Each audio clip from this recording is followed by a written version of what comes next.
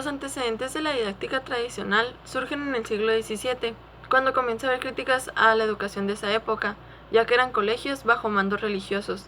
Dichos mandos tenían la finalidad de alejar a la juventud de los problemas que surgían en la época, ofreciéndoles una vida metódica en su interior, a lo que Comenio en 1657 publica su obra Didáctica Magna, la cual son las bases fundamentales para la didáctica tradicional.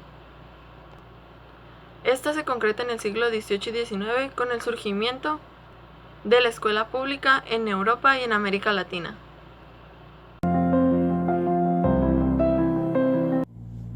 La finalidad de la didáctica tradicional era tratar de moldear a los estudiantes basados en la disciplina, el orden, la autoridad, la virtud y la voluntad, sabiendo que el papel que tomaba el docente era el de la autoridad.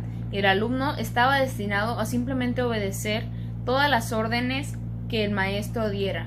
Del mismo modo, se formulan grandes metas orientadas más a la enseñanza que al aprendizaje.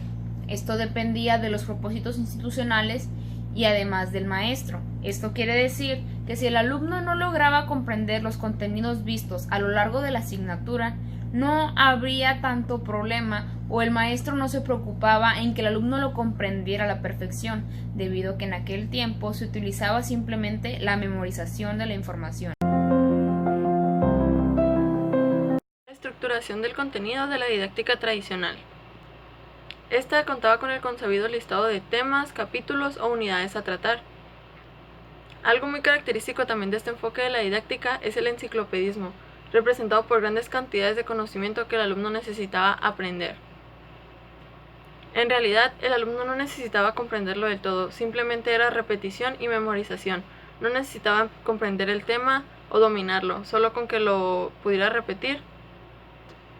Además de que los contenidos eran algo estático, no podía haber discusión o análisis de ello, tampoco podría haber alternativas por parte de los profesores o alumnos. No había probabilidad de discusión u objeción. La evaluación de aprendizaje consiste en aplicar exámenes y calificaciones al final del curso. Algunos maestros suelen utilizarlo como un arma de intimidación y de represión contra sus alumnos. El papel que toma el alumno en la didáctica tradicional se encuentra al final de la cadena de autoridad, es decir, que carece de todo poder, asume un carácter de pasivo, significa que debe acatar todas las órdenes que recibe por parte del profesor. Recibe y acumula toda la información, no importa si no logra comprenderla, solamente debe de memorizarla. Se puede asimilar como si fuera un depósito de conocimientos. Resuelve los ejercicios de manera exacta y con el mismo procedimiento que el profesor le enseñó. Es decir, si encuentra otro método, no puede utilizarlo. Debe de seguir exactamente lo que el profesor le enseñó. Asimismo, no participa en el proceso de su aprendizaje, es decir, que no tiene voz ni voto.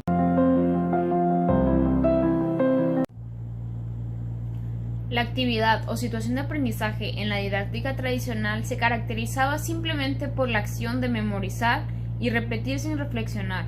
El alumno estaba confinado a simplemente repetir toda la información que el maestro le daba, repetirla, repetirla y repetirla hasta que su cerebro pudiera retenerla. Esto quiere decir que si no la comprendía, no importaba. El éxito de este tipo de aprendizaje estaba basado en la capacidad del alumno para lograr adaptarse a los métodos utilizados por el profesor. Los recursos empleados por el profesor son escasos debido a que la base de todo esto era la explicación del docente, así que simplemente recurría a las notas de texto, láminas, carteles, el uso del gis y el pizarrón. Sin criterios teóricos claros, que permitían seleccionarlos y organizarlos, aplicarlos adecuadamente a cada situación de aprendizaje. El docente es el que tiene mayor jerarquía y el que toma las decisiones. Juega el papel de mediador entre el alumno y el conocimiento. Además, impone orden y disciplina.